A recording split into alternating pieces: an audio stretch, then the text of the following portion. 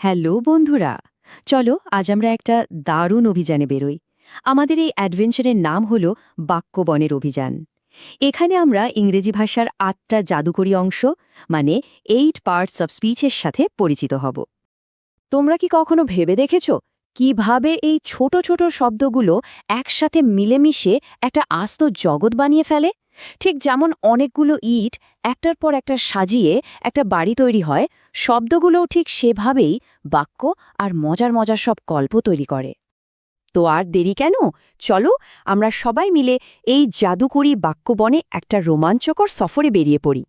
এই বনে কিন্তু শব্দরা শুধু বসেই থাকে না, ওরা কথা বলে, খেলা করে আর কত কি করে।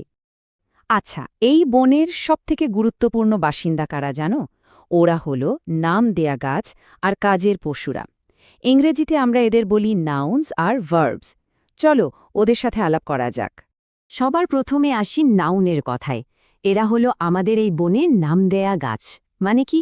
মানে হলো এই গাছেরা বনের প্রত্যেকটা মানুষ, জায়গা বা জিনিসের একটা করে নাম দেয়। সোজা কথায় নাউন মানেই হলো নাম। যেমন ধরো আমাদের এই ক্লাসরুমটা, এখানে টিচার মানে শিক্ষক, ডেস্ক মানে টেবল, পেন্সিল, ক্লাসরুম মানে আমাদের এই শ্রেণীকক্ষ, এমনকি একটা বড় শহরের নাম যেমন স্যান ফ্রান্সিসকো, এই সবগুলোই হলো নাউন। কেন? কারণ এগুলো সবই তো কোনো না কোনো কিছুর নাম, তাই না? এবার চলো দেখা করি ভার্বের সাথে। এরা হলো বনের কাজের পশু। এই পশুরা একদমই চুপচাপ বসে থাকে না, সারা দিন ছোটাছুটি করে আর আমাদের দেখায় যে ওই নাম দেওয়া গাছেরা মানে নাউনরা ঠিক কি কি কাজ করছে। আমরা ক্লাসরুমে কত কিছুই না করি, তাই তো?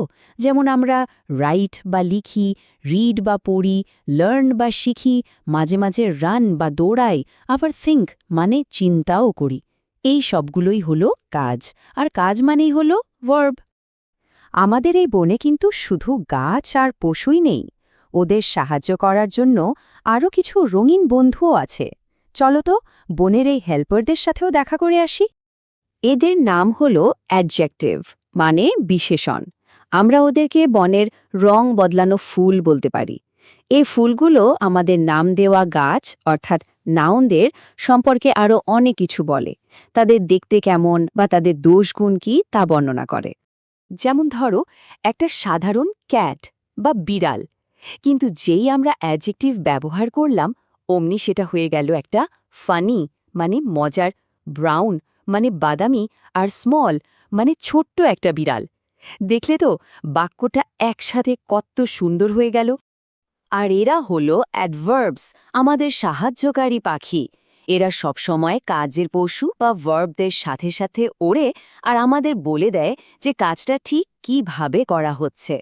বেশিরভাগ অ্যাডভার্বের শেষে একটা লি থাকে, এটা কিন্তু একটা ছোট্ট ট্রিক। যেমন ছাত্রটি লেখে, কিন্তু কিভাবে লেখে? নিটলি বা পরিচ্ছন্নভাবে। কচ্ছপটা হাঁটে, কিভাবে? স্লোলি বা ধীরে ধীরে। আর পাখিটা গান গায়, কেমনভাবে? হ্যাপিলি বা আনন্দের সাথে। দেখলে তো অ্যাডভার্ব আমাদের বলে দিচ্ছে কাজটা ঠিক কিভাবে হচ্ছে। আমাদের বনে কিছু মজার একোগ্নোমস বা প্রতিধ্বনি বামনও থাকে, ওদেরকে আমরা বলি প্রোনাউন। ওরা কি করে জানো? ওরা নাউন বা নামের জায়গায় বসে যায়, যাতে আমাদের একই নাম বারবার বলতে না হয়। ভাবো তো, বারবার জেনিফার জেনিফার না বলে আমরা যদি শি বা হার বলি, শুনতে কত ভালো লাগে।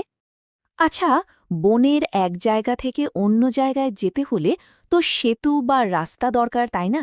আবার বনে কিছু মজার শব্দও তো শোনা যায়। চলো এবার আমরা তাদের সাথে পরিচিত হই। আমাদের বনের সেতু বানায় প্রেপোজিশন আর কনজাংশন। প্রেপোজিশন আমাদের বলে দেয় কোনো জিনিস ঠিক কোথায় আছে বা কখন ঘটছে। যেমন the book is on the desk. এই অন শব্দটা না থাকলে আমরা বুঝতেই পারতাম না বইটা ডেস্কের কোথায় আছে। আর কনজাংশন হলো বন্ধুদের মতো, দুটো শব্দ বা বাক্যকে একসাথে জুড়ে দেয়। যেমন I like pencils and crayons. এখানে অ্যান্ড শব্দটা পেন্সিল আর ক্রেয়নকে জুড়ে দিয়েছে। আর ইন্টারজেকশন হলো বনের হঠাৎ করে আসা সব অবাক করা শব্দ। এগুলো আমাদের মনের স্ট্রং ফিলিং বা আবেগ প্রকাশ করে। যেমন কিছু দেখে অবাক হয়ে গেলে আমরা বলি ওয়াও, আবার ভুল হয়ে গেলে বলি উপস, আর জিতলে বলি হুরে। কি মজা, তাই না? জানো, এই বনের কিছু শব্দের একটা গোপন ব্যাপার আছে। ওরা মাঝে মাঝে নিজেদের কাজ বদলে ফেলে, একেবারে ডিটেকটিভদের মতো।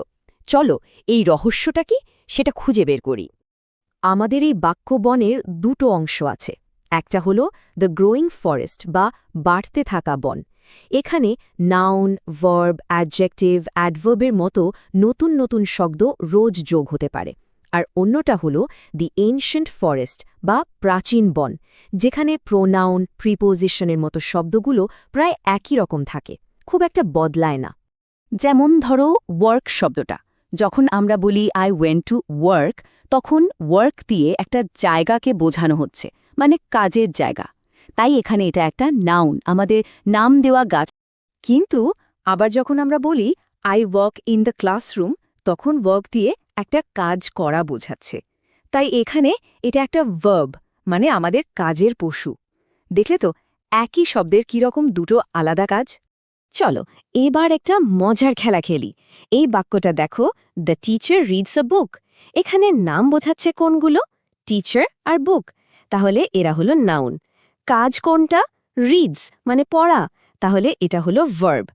এবার যদি বলি the nice teacher reads a long book, তাহলে নাইস আর লং শব্দ দুটো নাউনদের সম্পর্কে আরও কিছু বলছে। তাই এরা হলো অ্যাডজেক্টিভ। কি সহজ, তাই না? তোমরা তো এখন বাক্যবন সম্পর্কে অনেক কিছুই জেনে গেছো। এবার তোমাদের জন্য একটা ছোট্ট পরীক্ষা। আজ থেকে তোমরা সবাই হলে এই বনের নতুন ফরেস্ট রেঞ্জার। প্রথম প্রশ্ন, the happy student raised a hand. এই বাক্যে হ্যাপি শব্দটা কি? এটা স্টুডেন্টের অবস্থা বোঝাচ্ছে, তাই তো? ছাত্রটি কেমন? ছাত্রটি খুশি। তাহলে এটা কি হবে? একটু ভেবে দেখো। একদম ঠিক, এটা একটা অ্যাডজেক্টিভ, আমাদের রং বদলানো ফুল। এবার পরের প্রশ্ন, দ্য ক্লাস চিয়ার্ড লাউডলি। এখানে লাউডলি শব্দটা কি? এটা চিয়ার্ড বা উল্লাস করার কাজটা কিভাবে হচ্ছে সেটা বুঝিয়ে দিচ্ছে। তাহলে এটা কি হতে পারে? মনে করার চেষ্টা করো তো। একদম ঠিক, এটা একটা অ্যাডভার্ব, আমাদের সাহায্যকারী পাখি। তাহলে বন্ধুরা, সব সময় মনে লাগবে প্রত্যেকটা শব্দের একটা নির্দিষ্ট কাজ আছে। আর এখন তোমরাই হলে বস, যে ঠিক করে দেবে কোন শব্দ কি কাজ করবে। আশা করি তোমাদের এই বাক্যবনের অভিযান খুব ভালো লেগেছে। আবার দেখা হবে নতুন কোনো অ্যাডভেঞ্চার।